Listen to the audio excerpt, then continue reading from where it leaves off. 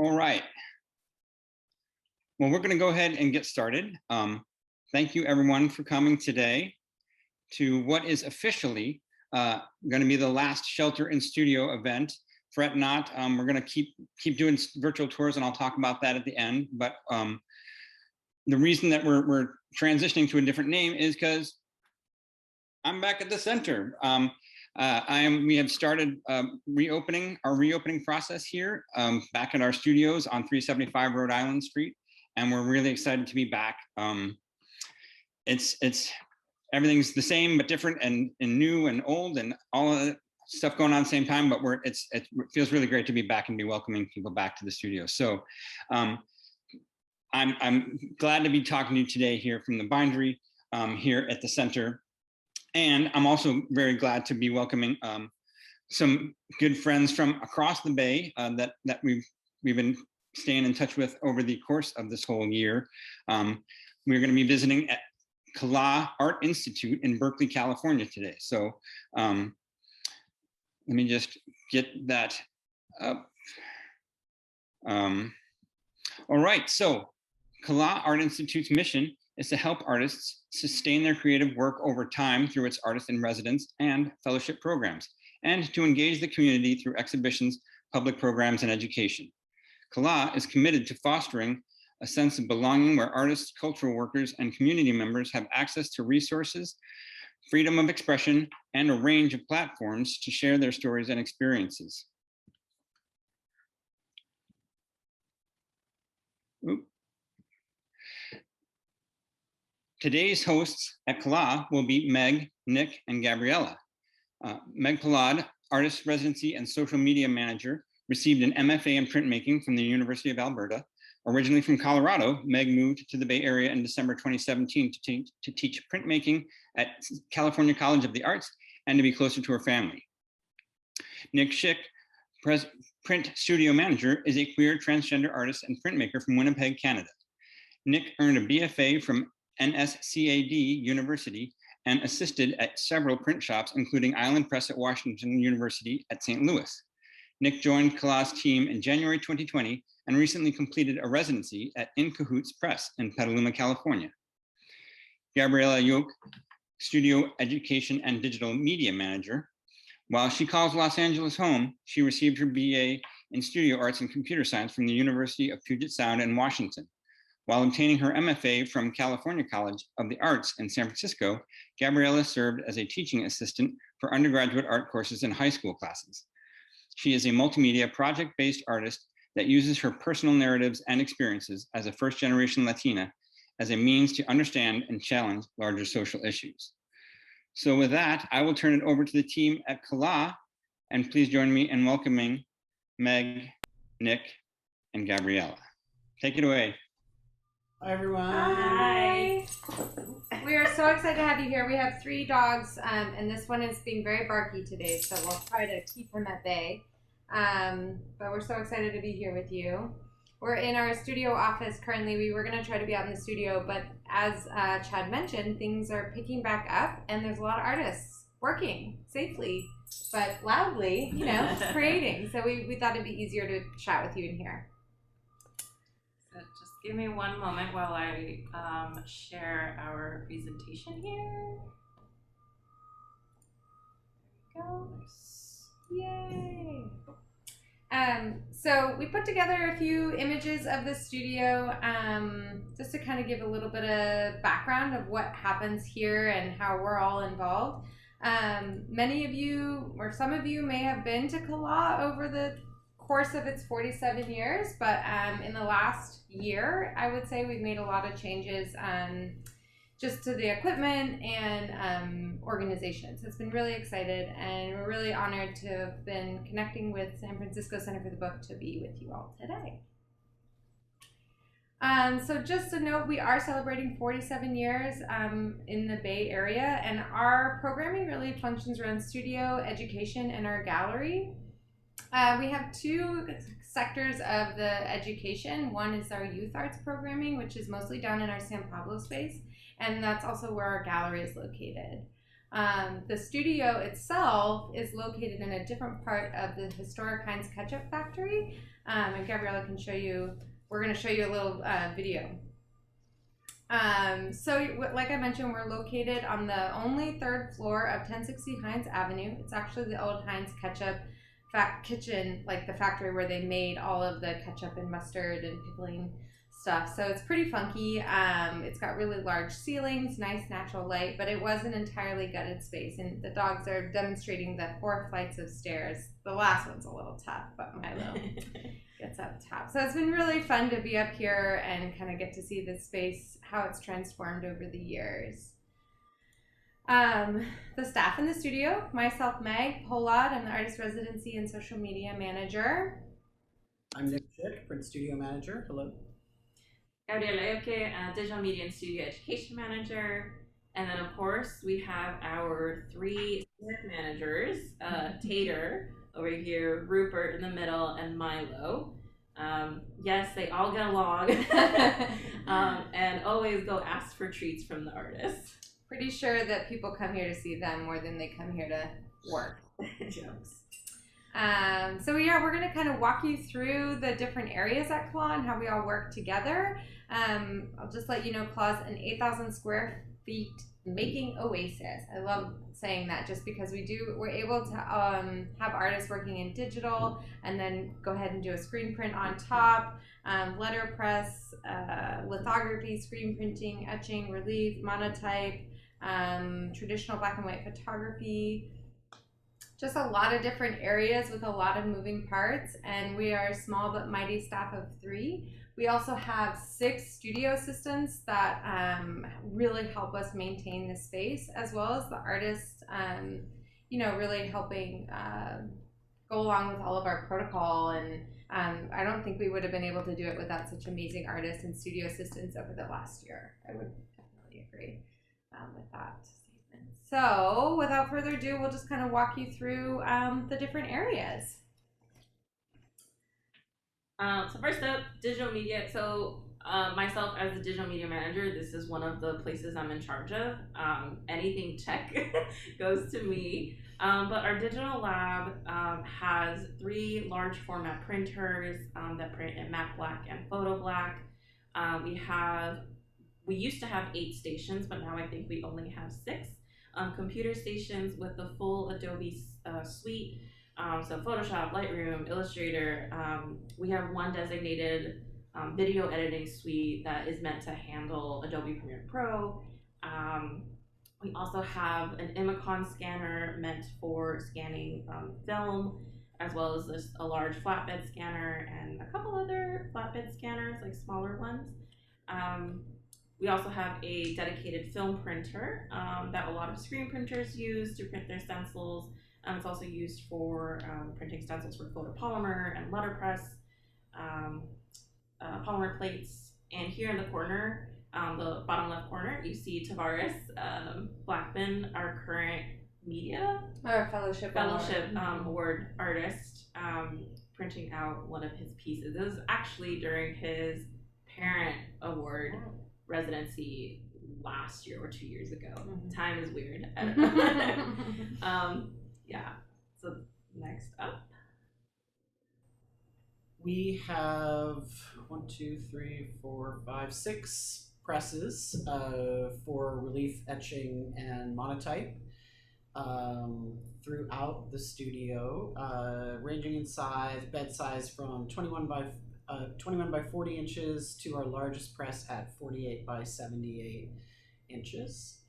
And folks are producing a variety of work and variety of methods all the time, every day. We have a small litho area with 2 presses and a selection of stones. That area has been a little bit less used over the last year, but I'm new to Kala. I've only been here just over a year, but I understand that focuses in different areas and popularity of different areas tends to really change depending on what artists are around. And we did have a few artists in over the last few months doing some great work in litho, so I was really excited to see that.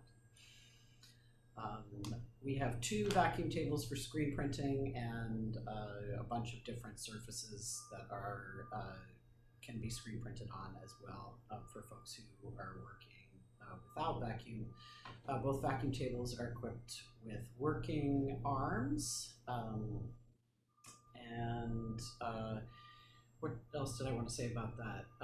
Oh yeah, you can expose screens up to 30 by 40 inches, but some of our printing surfaces are larger, so some people are doing some creative methods of printing without photo processes. In our letterpress area, we have 2 presses. We have Vandercook SP15 and Vandercook SP20. Both are now in excellent working condition, and the SP15 just got new rollers, so we're pretty excited about that. We also have a selection of lead type and some wood type as well. In our photo darkroom, we have a setup for traditional black and white photography and printing and film processing, as well as you can see right in the foreground we have a flip top metal halide exposure unit that folks are using for photo intaglio and non-silver photo processes as well. Yeah. Okay. So all of that said, we, the hardest part over the last year has been, the number of artists going way down, and no international or more national artists coming in. But we're excited that in October, we're going to have our first call back open for artists in residence. Typically, we're able to accept about 10 to 11 artists within that, and you can choose between 4 and 5 start months after the application. So that would be November, December going on. Right now, we currently have about 60 artists in residence, including fellowship, media, and parent artists awards. And most recent, I forgot to include, we have a really great print public cohort, so we're excited to see what they're going to be doing, kind of activating along San Pablo, which is right in front of the old ketchup factory on between Ashby and Hines Avenue, right by Berkeley Bowl West, if anybody's familiar with that. We share a road with them. We're just super excited to get to show you all the different possibilities at CALA. It's been many years of adding and taking away, but we feel really confident in our ability to help you get situated and start working really independently. CALA is, once you're invited in and selected to be an artist in residence, you have 24 hours a day you can access the studio, and you can choose up to 7 days a week. Most artists are here on a part-time contract, so that equals out to about 3 days a week. And currently we have all the equipment on a reservation system, so it really works well to know who's going to be in the studio. I really like it because I get to know I'm not going to be the only one in here from 5 p.m. to 11 p.m., when it gets late. And we have artists working all hours of the day, so it's really nice to see that we're here. We're planning on being here for quite a bit longer. And we look forward to kind of reopening. We're taking our time. We're not trying to rush anything. And I think the next slide is kind of, Gabriela can talk a little bit about classes as our studio education manager as well. So. Yeah, so along with our residency program in the studio, we do host adult art classes up in the studio. That has been put on pause because of the pandemic. But in this past spring, we were able to host a ton of online classes, and I'm so grateful for the teachers that I was able to work with who made this possible. It was a big learning curve, but it was great. We learned a lot, and as Meg mentioned, we're slowly taking our time and transitioning back to in-person classes. So in August, we're going to be hosting 2 in-person classes, but down in our community classroom where the gallery is. Traditionally, though, once we get back to normal, we've hosted intro to screen printing classes, experimental screen, digital imaging, etching, photopolymer, litho. letterpress.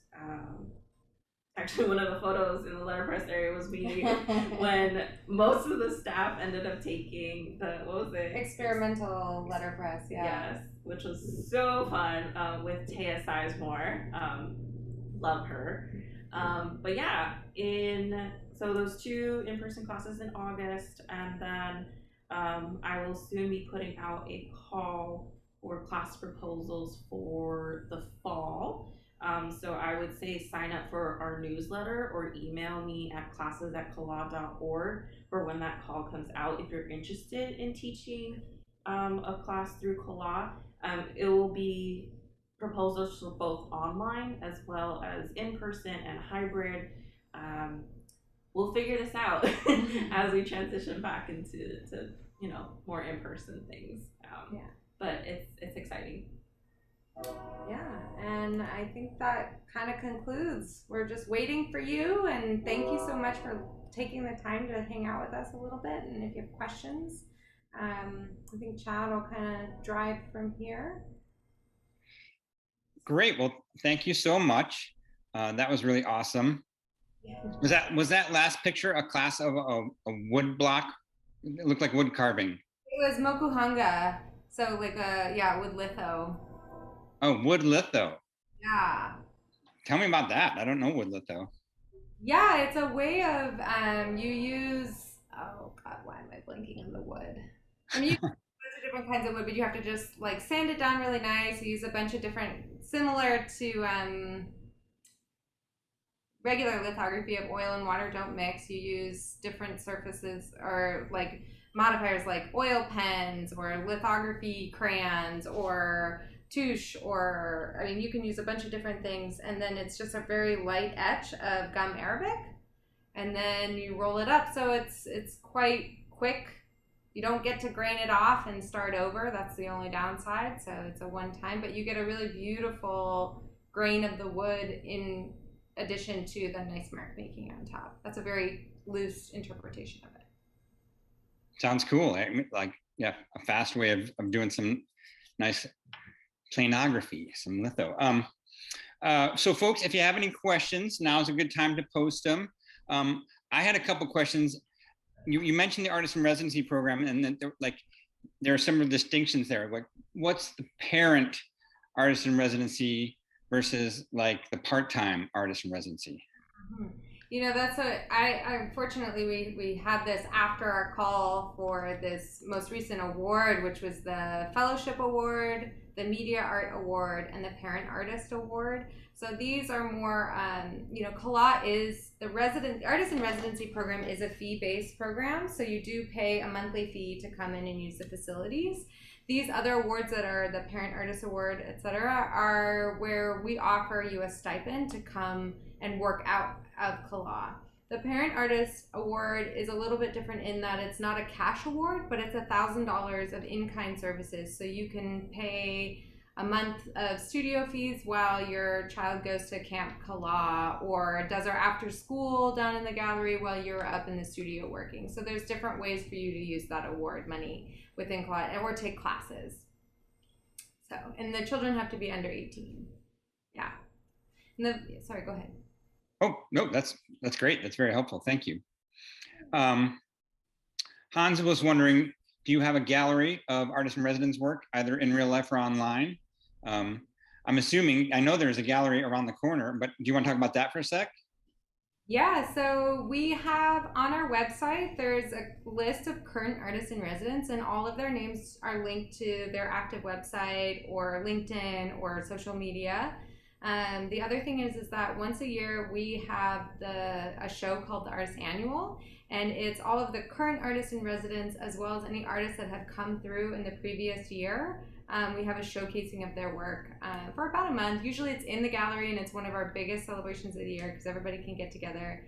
Last year it was online, and it was really fun, and we kind of all were able to attend an artsy opening. But I think this year we might be able to do it in person, and if not, if we don't have the space to do it, we'll do it again online. But yeah, there's a way to see that. Yeah. Excellent. And is the gallery tied just to artists in residence, or do you have other exhibitions there as well? That's a great question. No, there's a full programming around that. This past year we had a show with Guillermo. What was his? You can tell we're two different spaces. I can't remember his last name. But no, Mayumi Hamanaka, who is artistic director, she is in charge of public programming and the gallery downstairs. So she primarily works in that and getting exhibitions through there. Normally there's one or two shows per year that are from folks outside of CALA.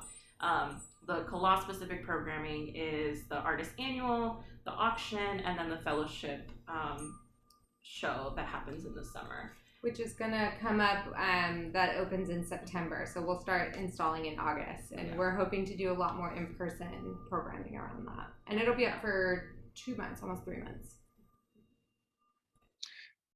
Very cool. Well, I think unless people have some other questions, we're getting close to the 1 o'clock hour here. I just wanted to say that it's great. This whole series has been part of growing community, and Meg was one of our Small Plates artists this year. So if you haven't seen her book yet, you can find it on our website underneath the Small Plate series. But working with Meg was really great. And then getting to go over and see CALA and know that there's these different spaces all around the Bay Area, but around the country that people are still, even through a pandemic, just committed to making vital open spaces for artists to learn and grow and take classes and try new things. So I'm just super excited that you guys are still there and you're opening up and you're gearing back up. So it's really great. That said, I guess there aren't any more questions. So I will. Can I ask a question? Sure. Thanks. Sorry, it was just too much to type, so I got intimidated by typing it in the chat. I just wanted to ask you guys, considering all this time that you've spent during the pandemic, was there any are there these new ideas that are kind of just bubbling up amongst you that you haven't fully developed, or just some inspiration you have by the new way things are working that kind of have on the back burner, maybe just that you'd like to develop or pursue for the organization? Well, that's a big question. Yeah, I love starting. Everything you have. I'll start, and then I hope y'all could step in. I think something that's been so magical for me is that these two came in to the studio. I've been here about 3 years, and then Gabriela came on board, and then Nick came on board. And I think the three of us work really, really well together in wanting to be creative and then having the support to be creative. The organization has also been really behind us, but I think we really are envisioning a more accessible space of CALA. As the artist residency manager, I'm looking at returning artists having easier access for day use. Lowering fees to be able to allow people that have had hardships in COVID, or just in general, being an artist in the Bay Area is tough cookies, right? So how can we assist in projects and help them find money and provide space at a super subsidized rate? And more community work. I think all three of us just want a larger community, to build that community and to be able to provide a safe working environment with all the technical skills that come within printmaking. So that's kind of what I'll say. I don't know if I want to add. Well, another thing that Meg's been working really hard on that I'm surprised you're not mentioning is that we are now going to be able to offer housing as part of... It doesn't seem real. as part of the Fellowship Award. And this is really going to...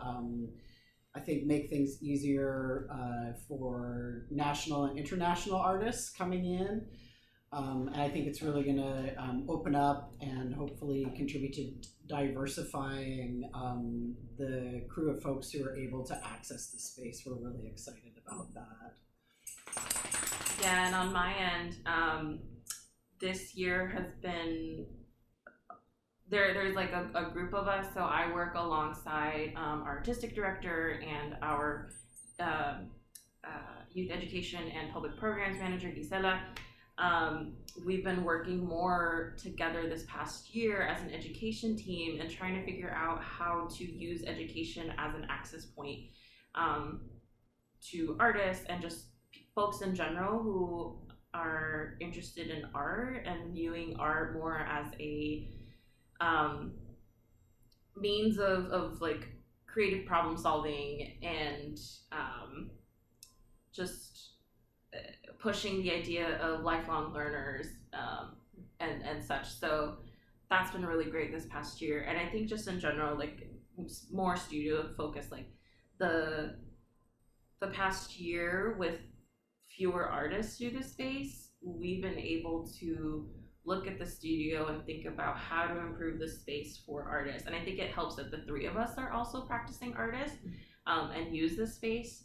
So it's like a weird blessing in disguise, right? Of having time, and it's been really great having our come back and getting that positive feedback of the improvements. So yeah. And that time for one more question here. Anna was curious what level of technical proficiency in printmaking is required or desirable. I would imagine, well, I'll let you answer. I mean, ideally, we want to know that you're not going to, first of all, hurt yourself. I feel like you're going to hurt yourself before you're going to hurt a press. And we understand mistakes happen. Blankets get marked on, you know, but I'm sorry. Or cut. Or cut, which is normal. You know, we're normalizing some of these things. It's unfortunate. But, you know, we really want to be able to make sure that you can work independently in the studio. And the biggest thing is that you can get work done here. You know, there's distractions, there's other folks around, people want to know what you're working on. And ideally you'll know when we say this brayer goes this side, or this is how 3 up and over, you know, like things like just, I think, technical terms, if you can say, oh yes, I know what that means, or you're not afraid to ask questions. Usually we can get an idea from applications. We have specific questions we ask, and if we have any, I follow up. I ask technical questions.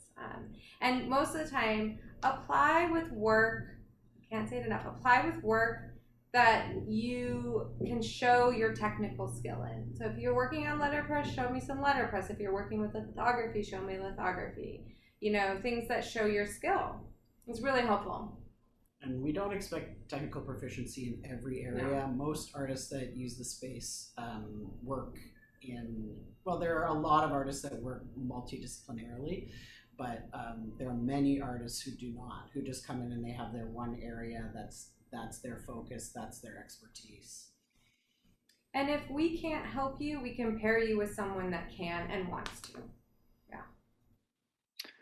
Well, that I think wraps up the amount of time we have for today. So thank you so much. Hang on, I'll put myself back on camera here so I'm not making y'all sit awkwardly while I give the outro. So that, folks, is a wrap. And I would like to thank you, all of you, for joining us today, and a giant thank you to Meg, Nick, and Gabriela for showing us around CALA. And also, by a wrap, I mean, it's a wrap for the series. This is the last shelter and studio visit now that California is opening back up. Fret not, we will continue doing virtual studio tours once a month with a new title called From the Bench, where we'll go and visit different artists in their studios. Same format, it'll be basically the first Thursday of every month, same time, 12:30 on Thursdays, but it'll just be once a month.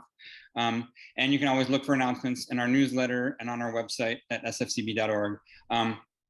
We're so grateful, you know, just let me say to all the artists and practitioners who have invited us into their studios, and for our community that has been so eager to learn and remain supportive over the past year. We here at the center do what we do both because of and for our community. So we are just really have a great amount of gratitude to everybody. We look forward, that said, we look forward to seeing you again in person here at the center or online at one of our other events. We're going to continue, you know, trying to do hybrid classes as well as in-person classes as well as online classes. We're going to try and merge it all together and just grow out of this whole situation and offer more things for our community. So thank you, everyone. Thank you, CALA. I look forward to visiting you guys again soon, and have a great week, and come and visit us soon check our website for hours, and we'll look forward to seeing you here. All right. Bye-bye, everyone. Bye. Thank you. You're welcome. Thanks, everyone.